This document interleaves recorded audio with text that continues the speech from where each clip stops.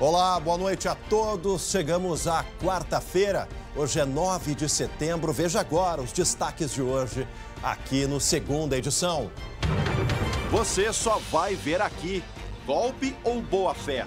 A entrevista exclusiva do pastor que chegou a ser preso suspeito de enganar os fiéis. Teve gente que perdeu R$250 mil. Quem devia dar o exemplo deu festinha. Já a investigação contra os novos delegados que fizeram junção na pandemia. Superação. Mesmo com as dificuldades para aprender, menino de Viamão vai realizar um sonho. This is my mother. This is my father. Inspiração que emociona. O SBT Rio Grande, Segunda Edição, começa agora. E eu te convido, vem com a gente.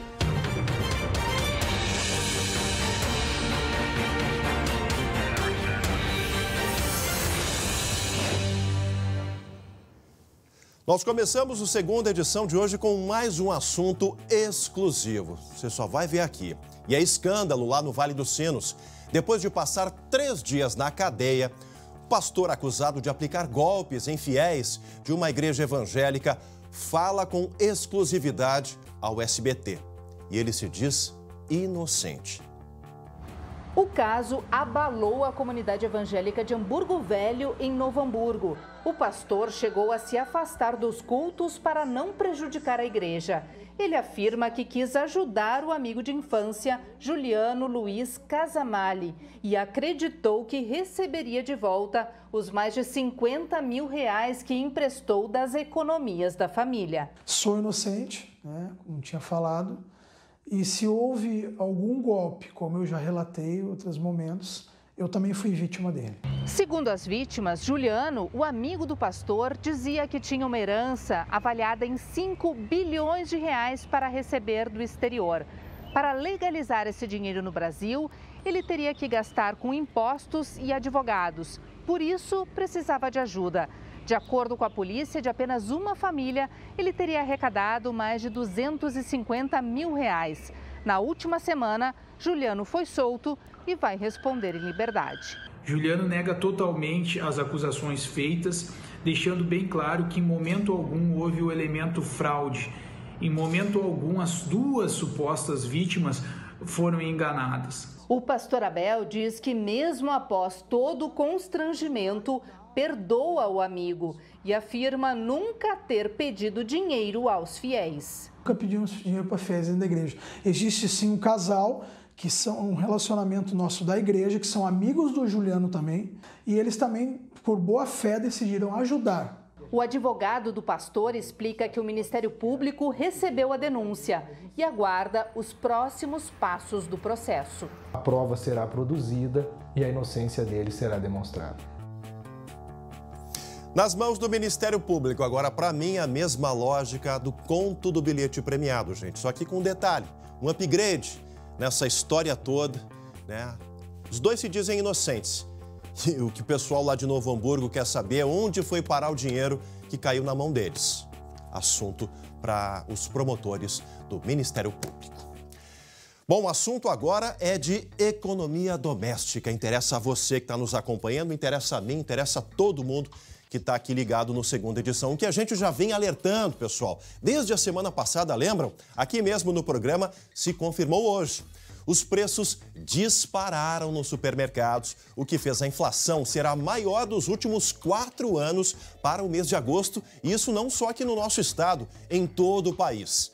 Nenhuma novidade para quem vai ao mercado, né? Mas a gente quer saber agora quais são os vilões da cesta básica aqui dos gaúchos, aqui no Rio Grande do Sul. E a Luciane, como está na redação, passou aí a tarde apurando esses preços, conversando com produtores, economistas. E aí, Lu, quais são os vilões? Boa noite. Boa noite, Chamali. Boa noite para o pessoal que assiste agora o SBT Rio Grande Segunda Edição. Olha, aqui na região metropolitana de Porto Alegre, que é onde a pesquisa é realizada, o aumento foi de 0,33% entre julho e agosto. No ano, ou seja, de janeiro para cá, esse acumulado é de 0,21%.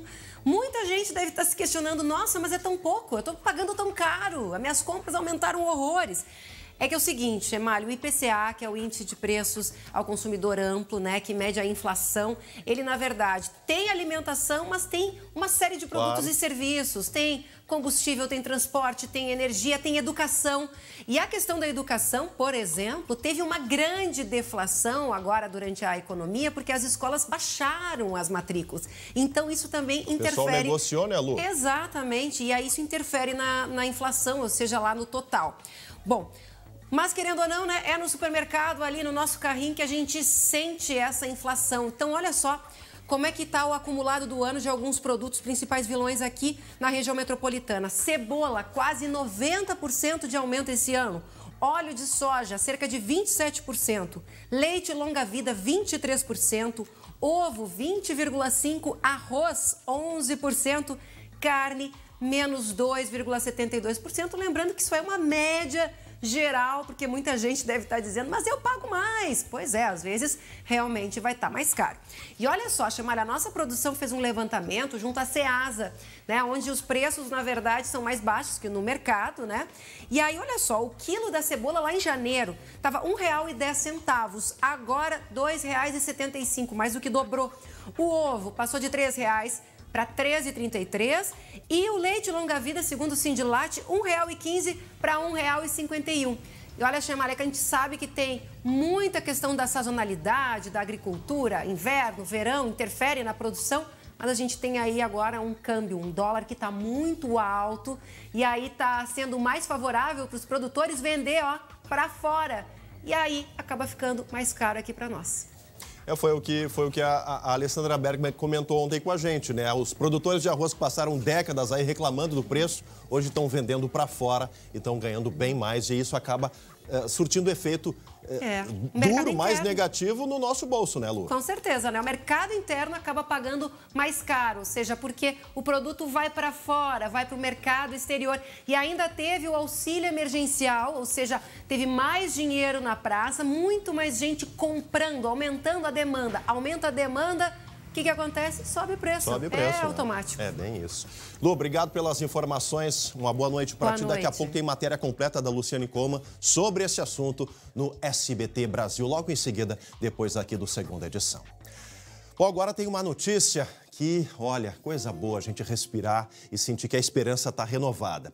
Uma nova vacina, gente, contra o coronavírus será testada em voluntários aqui em Porto Alegre. Os testes serão realizados no Hospital Nossa Senhora da Conceição e também no Hospital de Clínicas, duas instituições referência. A vacina está sendo desenvolvida pela Janssen, que é laboratório do grupo Johnson & Johnson. Conforme o médico infectologista e chefe do Serviço de Infectologia do Hospital Conceição, Dr. Breno Santos, 2.000 voluntários serão testados durante 4 semanas a partir de um cronograma estabelecido por faixa etária e também por comorbidades. A equipe está pronta para iniciar os testes e só estão aguardando a liberação do Comitê de Ética do GHC. Para quem ficou interessado em ser voluntário, em breve a instituição vai liberar uma plataforma online para cadastro. Poderão se inscrever pessoas entre 18 e 60 anos. Boa notícia, esperança que renova, são várias vacinas em teste aqui. Porto Alegre também volta, né, ao cenário da ciência aí, todos aí contra a questão do coronavírus e essa pandemia toda. A gente fala agora de educação. A volta dos alunos na educação infantil particular para dentro da sala de aula vai servir de um teste para muitos municípios gaúchos retomarem as atividades, claro, também na rede pública, que é o maior desafio. Mas será que os municípios estão preparados para dar toda a assistência que os pequenos de 0 a 5 anos exigem, merecem? O que as autoridades estão fazendo para garantir a segurança e o aprendizado das crianças?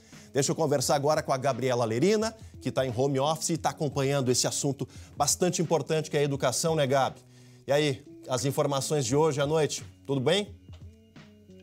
Oi, meu amigo, tudo bem com você? A todos que estão nos acompanhando. Pois é, né? Volta às aulas, estamos aqui acompanhando cada passo. Eu conversei hoje à tarde com um dos conselheiros do Tribunal de Contas aqui do Rio Grande do Sul, o doutor César Miola, que além de conselheiro do TCE, é também presidente do Comitê Técnico de Educação do Instituto Rui Barbosa, um instituto que tem sede lá em São Paulo. Olha, e esse instituto está orientando todos os tribunais aqui do Brasil a fiscalizarem questões como, por exemplo, merenda escolar, de que forma os conteúdos que estão sendo enviados de forma remota, será que eles estão chegando até os alunos? De uma forma geral, será que esses alunos estão aprendendo?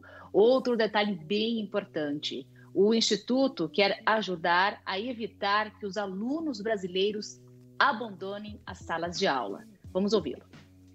As grandes dificuldades existentes que já estão se agravando no Brasil no contexto da pandemia, o risco de um crescimento vertiginoso das situações de abandono e de evasão nos levam a conclamar todos os atores, não apenas ligados diretamente à educação, mas à sociedade civil, para que estejam engajados na diminuição dessas dificuldades e no encaminhamento das soluções possíveis.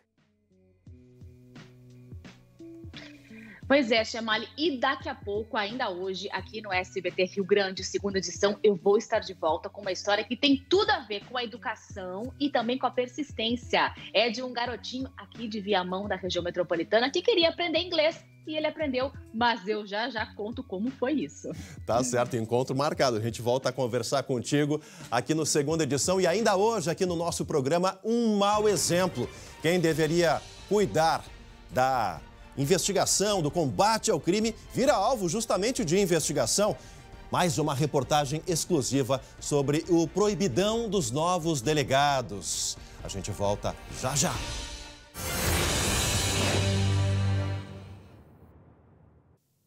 Agora eu falo contigo, homem que gosta de estar arrumado, limpinho e cheiroso e que também adora um produto que vai facilitar o seu dia a dia. Já conhece o shampoo 3 em 1 Revitarte Formen da Farmácias Associadas? Ele é um produto prático e versátil que pode ser usado no cabelo, na barba e no corpo. Sua fórmula limpa e condiciona, além de facilitar o deslizamento da lâmina de barbear. O shampoo 3 em 1 Revitarte Formen também possui o pH ideal para fechar as cutículas do cabelo, que fica macio e sedoso. Você encontra o shampoo 3 em 1 Revitarte Formen em toda a rede Farmácias Associadas. Vá até a Farmácias Associadas mais próxima e garanta o seu por apenas R$ 11,90 no cartão de vantagens. E tem informação importante divulgada agora à tarde, gente. A Justiça arquivou o processo contra o brigadiano que atirou e matou um engenheiro durante uma abordagem policial na cidade de Marau, lá no norte do estado. Na prática, a pedido do Ministério Público, a juíza inocentou o PM que atirou contra o jovem. Gustavo dos Santos Amaral, de 28 anos, foi morto no mês de abril. Tá aí as imagens da cena do confronto. Os policiais perseguiam uma caminhonete roubada que bateu contra o carro do engenheiro. Durante essa perseguição, Gustavo saiu do carro em busca de abrigo, mas foi morto pelo policial. O brigadiano atirou 3 vezes contra Gustavo. O inquérito concluiu que o PM confundiu o celular da vítima com uma arma. A Polícia Civil entendeu que houve legítima defesa imaginária, um termo que existe aí na legislação de servidores públicos da área da segurança. O policial pensou que se tratava de um dos bandidos. A Justiça Militar chegou a investigar o caso, mas o processo foi encaminhado para a Justiça Comum. Evidentemente, a família do Gustavo, inconformada com o desfecho, gravaram entrevista conosco aqui no SBT, buscavam justiça, mas nem sempre essa justiça acaba se transformando em realidade. Fica aí a decisão final desse caso lá de Marau. Falando em justiça, falando em autoridades, em segurança pública ou na falta dela, autoridades que deveriam estar atentas às ameaças de contaminação em plena pandemia acabaram facilitando a chance de propagação do novo coronavírus na Grande Porto Alegre. 15 novos delegados da Polícia Civil, formados na semana passada, são investigados por participação em festinhas, o proibidão do distintivo. E o pior, em região de bandeira vermelha, que proíbe aglomerações. Um dos encontros aconteceu na madrugada de 23 de junho neste prédio, na Avenida Ipiranga, em Porto Alegre. O jantar de 5 alunos da Academia de Polícia custou um termo circunstanciado por perturbação do sossego. O documento, já enviado ao Judiciário, narra gritaria e algazarra, que aumentaram mesmo após o pedido de silêncio por parte dos vizinhos. 2 dias depois, foi registrada outra denúncia envolvendo as futuras autoridades policiais, desta vez em Viamão. Segundo apurado pela reportagem, 12 alunos participaram de uma confraternização em um sítio. As denúncias chegaram à direção da Academia de Polícia, que abriu um procedimento interno. Os novos delegados começam a carreira fichados na própria polícia. Foi encaminhado para a Justiça na semana passada e também esse procedimento foi encaminhado para o Conselho Superior de Polícia, que é um órgão administrativo que faz a verificação do ingresso desses alunos na função policial, e ali ficou registrado na vida funcional uma anotação funcional, como a gente chama, né, com relação a esse fato. Durante o curso de formação na Academia de Polícia, 14 alunos foram diagnosticados com a Covid-19. Os casos foram mapeados pela direção, que confirmou que as contaminações não tiveram relação com os encontros. Segundo a polícia, muitos alunos dividiam apartamento e caronas no período das aulas, o que pode ter colaborado com o surto. Mesmo assim, a formação foi concluída antes do tempo previsto. A formatura de todos os 55 alunos aconteceu na última semana no Palácio da Polícia, na capital. No dia seguinte, os novos delegados tomaram posse em diversas cidades do Rio Grande do Sul. Entre as tarefas destacadas está a fiscalização de decretos estaduais e de aglomerações durante a pandemia. Um pedido feito pela própria chefia da Polícia Civil. Falei no proibidão do distintivo porque na semana anterior a gente mostrou aqui, teve o proibidão no motel, né? Aquela festinha de jovens com imagens, enfim, que chocaram aqui os gaúchos. E agora essa notícia aí. Olha, eu sei que está sendo investigado, eles têm o direito ao contraditório e à ampla defesa, mas o constrangimento da chefia da Polícia Civil é nítido. Se tudo for confirmado, para dizer o mínimo, que feio, novos delegados. Do mau exemplo, né, gente, que está sendo investigado, a gente vai agora para o bom exemplo. Deixa eu voltar a falar com a Gabriela Lerina, porque ela vai nos trazer uma história de um menininho de 8 anos que inspira, que mostra superação, força de vontade e solidariedade, né, Gabi? Conta aí pra gente. Verdade, Chamali. Esse mundo tem salvação, meu amigo. Olha só, o Davi caminhava o ano passado com a mãe dele lá em Viamão, eles são moradores da Vila Augusta, quando ele encontrou no chão, jogaram no lixo livros de inglês. Ele já tinha uma vontade de aprender a língua estrangeira. Aí ele pediu para a mãe, eu quero fazer aula. A mãe disse, nós não temos condições financeiras de bancar essa aula. Aí ele teve boas ideias. Olhem só as ideias do Davi. Mãe, quem sabe a gente vende a casa para juntar o dinheiro. Eu disse, não é assim também, a casa aqui não é nossa. Daqui a pouco volta ele de novo. Mãe, eu tava pensando assim, quem sabe eu faço aquelas danças, assim, dança na rua, que botam um potinho ali, eles botam moeda e vai juntar para eu estudar. E eu disse, não, Davi, na rua não.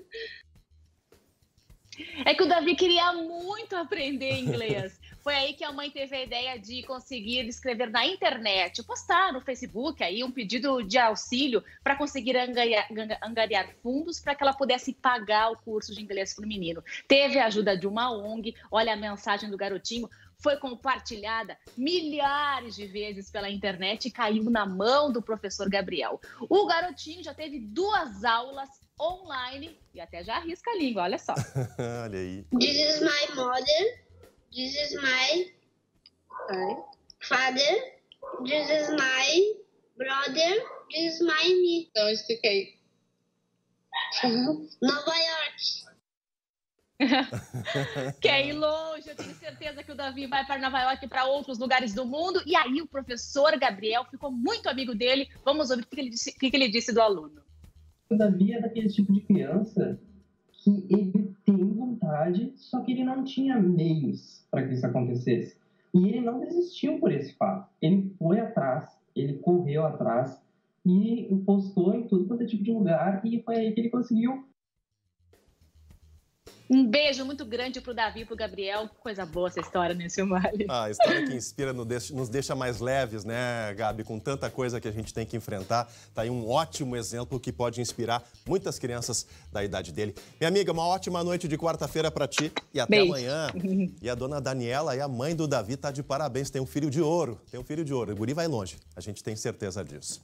Olha, antes de encerrar, pessoal, tem um alerta da Defesa Civil para temporais na noite de hoje, aqui na capital. Segundo a Metsul, há risco de temporais com rajadas de vento, raios e queda de granizo nas regiões centro e leste aqui do nosso estado, incluindo a Grande Porto Alegre. Amanhã, o sol aparece entre nuvens e esquenta bastante.